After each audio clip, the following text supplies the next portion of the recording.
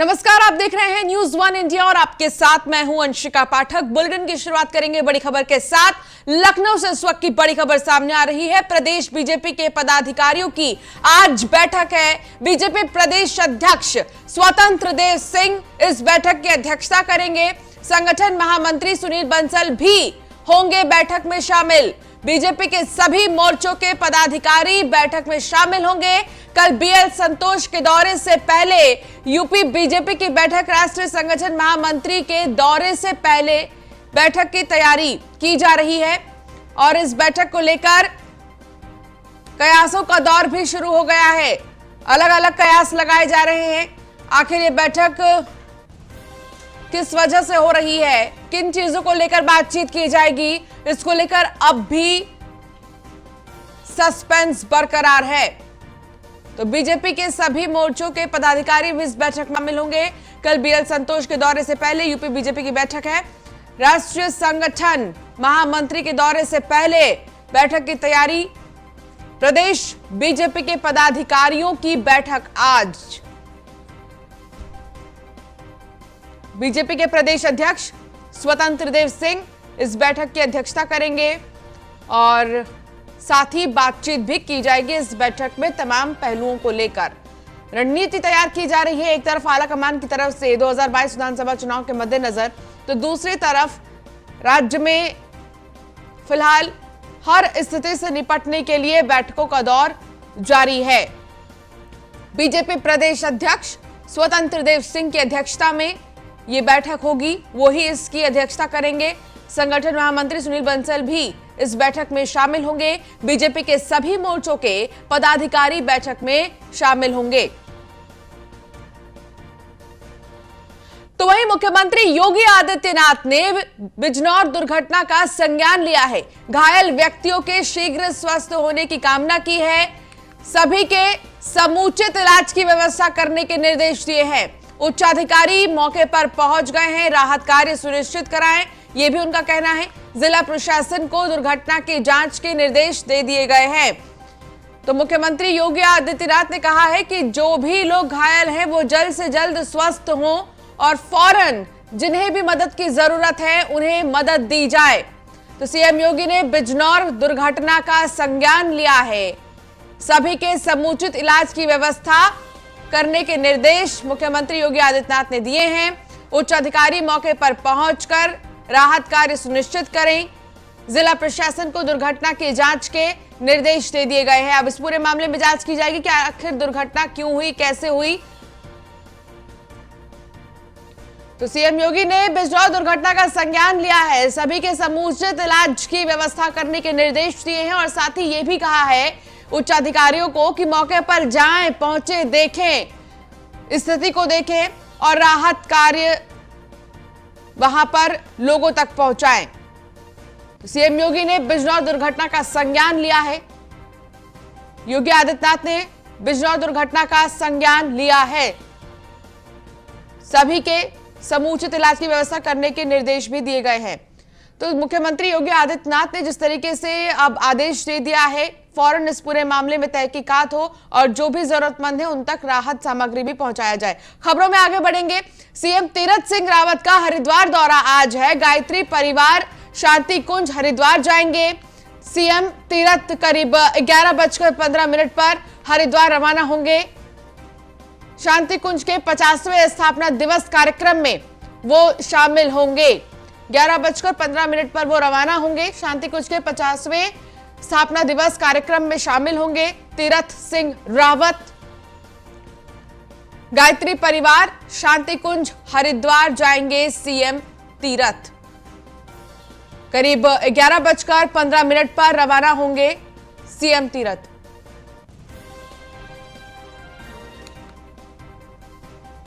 तो सीएम तीरथ सिंह रावत हरिद्वार दौरे पर हैं आज और ऐसे में गायत्री परिवार शांति कुंज हरिद्वार जाएंगे सीएम तीरथ। करीब 11:15 पर हरिद्वार के लिए वो रवाना होंगे।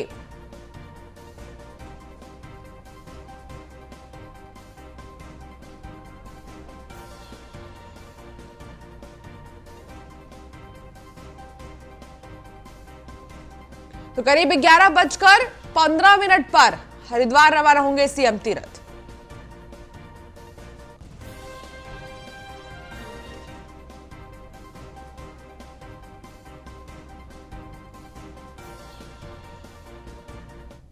तो फहीम तन्हा हमारे रेजिडेंट एडिटर हमारे साथ जुड़ गए हैं। फहीम, क्या जानकारी मिल रही है इस दौरे को लेकर? मुख्यमंत्री तीरथ सिंह रावत जाएंगे और वहां पर 50वें स्थापना दिवस कार्यक्रम में शामिल भी होंगे।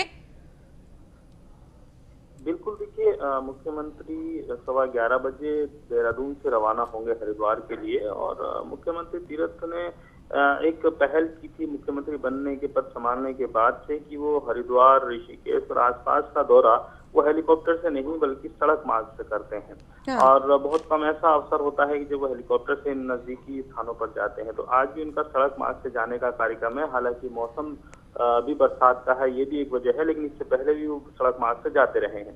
तो लिहाजा तकरीबन घंटे भर 12:15 बजे के आसपास वो हरिद्वार पहुंचेंगे। और शांति कुंज गायत्री परिवार का 50वां स्थापना दिवस है, उस पर कार्यक्रम है।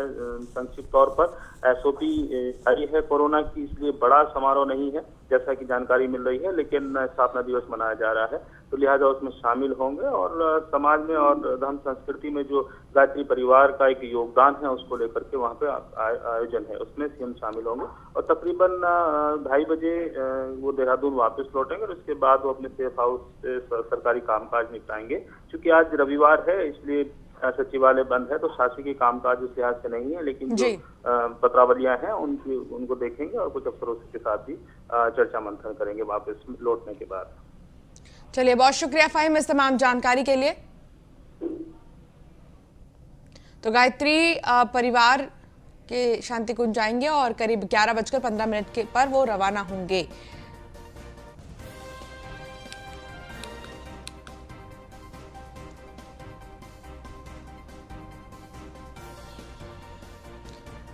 तो 11:15 पर रवाना होंगे सीएम तीरथ सिंह रावत हरिद्वार के लिए। तो वहीं न्यूज वन इंडिया पर Akhilesh Yadav exclusive. News one India पर अखिलेश यादव ने बड़ा बयान दिया है। अखिलेश यादव का बीजेपी पर हमला, बीजेपी को हटाने के लिए जनता तैयार है। अखिलेश यादव का यह बड़ा बयान, उन्होंने कहा कि बीजेपी को हटाने के लिए जनता तैयार है। बीजेपी को अपना संकल्प पत्र फिर से पढ़ना चाहिए। किसान और नौजवानों के लिए क्या किया गया? अखिलेश जिला पंचायत चुनाव पर भी बोले। बीजेपी जिला पंचायत अध्यक्ष का चुनाव नहीं लड़ रही, यह भी कहा अखिलेश यादव ने।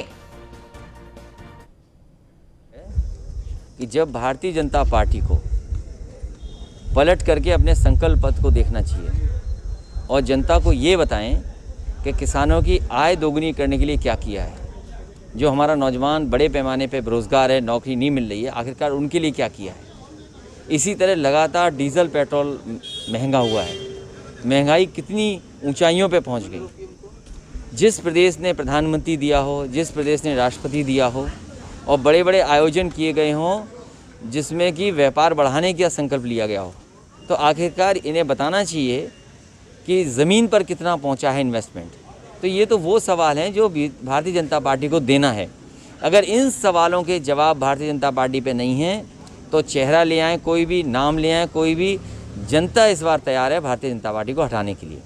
जिला पंचायत का चुनाव जिस समय हो रहा था, उस सदस्यों को चुनाव चला था। भारतीय जनता पार्टी के खिलाफ आम लोगों ने मतदान किया और उसका परिणाम ये हुआ कि सदस्य उनके नहीं जीते। अब जो चुनाव लड़ा जा रहा है वो भारतीय जनता पार्टी नहीं लड़ रही है, उस जिले के डिस्ट्रिक्ट मजिस्ट्रेट चुनाव लड़ रहे हैं, उस जिले के पुलिस कप्तान लड़ रहे हैं। तो भारतीय जनता पार्टी ने लोकतंत्र में जिन्हें मौका मिला था अपना अध्यक्ष बनाने के लिए, बोर्ड का गठन करने के लिए, मनमानी तरीके से जिलाधिकारी और पुलिस कप्तान को लगा दिया है कि वही चुनाव लड़ें। अब भारतीय जनता पार्टी चुनाव नहीं लड़ रही है। करेंगे बड़ी खबर की ओर जो लखनऊ से सामने आ रही है, जहां अपना दल के सूत्रों के हवाले से बड़ी खबर। अपना दल एस और अपना दल कृष्णा पटेल में समझौते के आसार हैं। अनुप्रिया पटेल ने मां कृष्णा पटेल के लिए एमएलसी सीट मांगी है। यूपी में 5 जुलाई को 4 एमएलसी सीटों पर मनोनयन होना है। सपा के 4 सदस्यों का कार्यकाल 5 जुलाई को खत्म हो रहा है। मनोनयन कोटे से 5 जुलाई को 4 सदस्य पहुंचेंगे। विधान परिषद 2022 में बेहतर परफॉर्मेंस के लिए अनुप्रिया पटेल ने बनाई रणनीति। मां कृष्णा पटेल को साथ लाने के लिए सहयोगी बीजेपी को सुझाव भी दिया है।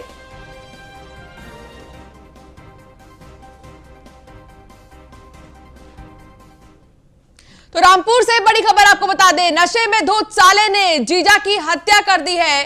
चाकू से ताबड़तोड़ वार कर उसे मौत के घाट उतारा। शराब पीने के दौरान मामूली विवाद में हत्या की गई। वारदात के बाद मौके से हत्यारोपी फरार हो गया है। परिजनों ने पुलिस में तहरीर दर्ज कर दी है। पुलिस ने मुकदमा दर्ज कर लिया है। पुलिस ने शव को पोस्टमार्टम के लिए भेज दिया है। शाहबाद थाना क्षेत्र के रवानी पट्टी ऊधा का ये पूरा मामला बताया जा रहा है। तो रामपुर से ये मामला सामने आया है।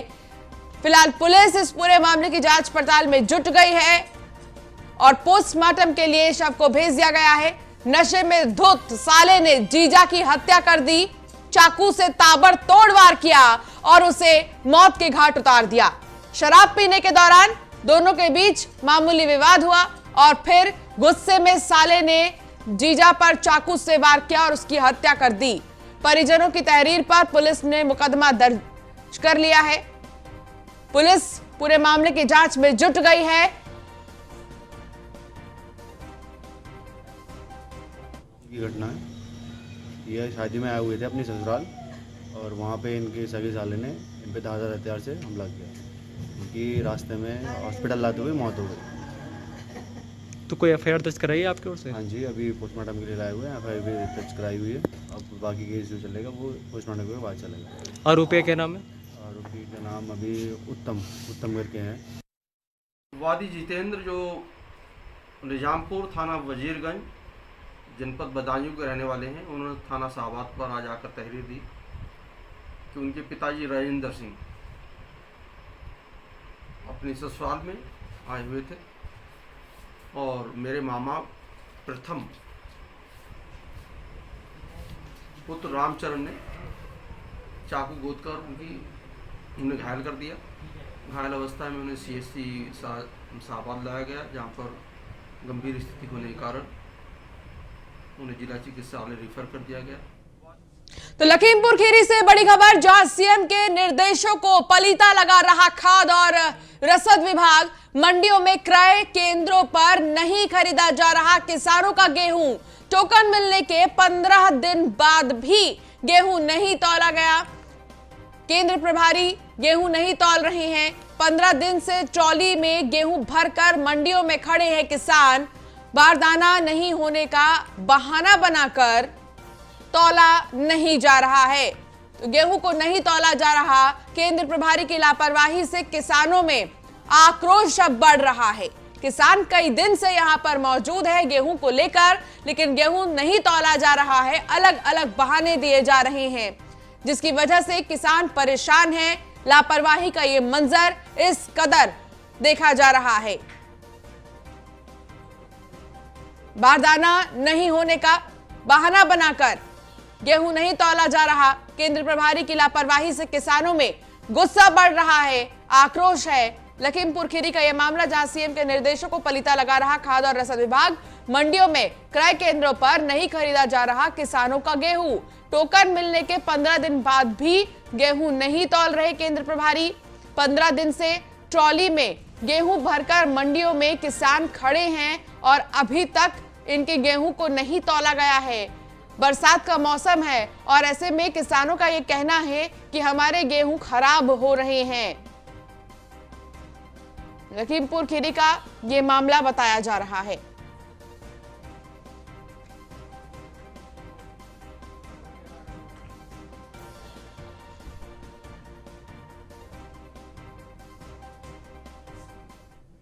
तो देश भर में गंगा दशहरा की धूमधाम है और गंगा दशहरा की दिन स्नान और दान करने का विशेष महत्व है। हरिद्वार में गंगा दशहरा का स्नान पर्व रद्द कर दिया गया। पाबंदी के बावजूद भीड़ उमड़ी है। ये 4 तस्वीर आपको हम दिखा रहे हैं, हरिद्वार की, वाराणसी की, फर्रुखाबाद की और कन्नौज की तस्वीर, जहां हरिद्वार में पाबंदी है, मनाही है, लेकिन बावजूद इसके श्रद्धालु घाटों पर पहुंचे हैं और यहां आस्था की डुबकी लगा रहे हैं। वाराणसी में भी श्रद्धालु आस्था की डुबकी लगा रहे हैं। फर्रुखाबाद में तस्वीरों में आप देख सकते हैं भारी भीड़, हुजूम है यहां लोगों का, और यहां वो पहुंचे हैं गंगा स्नान करने के लिए, आस्था की डुबकी लगाने के लिए, क्योंकि स्नान और दान का एक विशेष महत्व होता है। और ऐसे में यहां पर तमाम श्रद्धालु पहुंचे हैं। कन्नौज की भी तस्वीर आप देख सकते हैं, यहां भी लाखों की संख्या में श्रद्धालु पहुंचे हैं घाटों पर। एक के बाद एक ये सिलसिला लगातार जारी है, लोग यहां पहुंच रहे हैं और गंगा स्नान कर रहे हैं। देश भर में गंगा दशहरा की धूम दिखाई दे रही है। घाटों पर कोविड नियमों का पालन नहीं हो रहा है, कोविड के प्रोटोकॉल्स हैं, 2 गज की दूरी, मास्क है जरूरी, लेकिन यहां आस्था की डुबकी लगाने आए लोग कोरोना महामारी को भूल गए हैं और बिना मास्क के यहां लोग मौजूद हैं। श्रद्धालु यहां पर पहुंचे हैं, आस्था की डुबकी लगा रहे हैं, लेकिन सोशल डिस्टेंसिंग का ध्यान बिल्कुल भी नहीं दिया जा रहा है। तो देश भर में गंगा दशहरा की धूम है और ऐसे में हरिद्वार, वाराणसी, फर्रुखाबाद, कन्नौज की तस्वीर हम आपको दिखा रहे हैं, लेकिन कोरोना महामारी को लोग भूल गए हैं, ध्यान में नहीं रख रहे हैं, इसके प्रोटोकॉल्स को लोग भूल गए हैं। लापरवाही का ये मंजर, पाबंदी है हरिद्वार में, घाटों पर जाने पर मनाही है, लेकिन बावजूद इसके श्रद्धालु घाटों पर पहुंच रहे हैं। आखिर सवाल ये है कि आखिर कोई पुलिस प्रशासन वहां पर है नहीं क्या? कोई क्या ध्यान नहीं दे रहा है इस चीज पर? और ध्यान दिया जाएगा तो आखिर कब तक दिया जाएगा? तो हरिद्वार, वाराणसी और फर्रुखाबाद, कन्नौज की तस्वीर हम आपको दिखा रहे हैं। घाटों पर कोविड नियमों का पालन नहीं हो रहा है। देश भर में गंगा दशहरा की धूम है और श्रद्धालु गंगा घाटों पर पहुंच रहे हैं, आस्था की डुबकी भी लगा रहे हैं।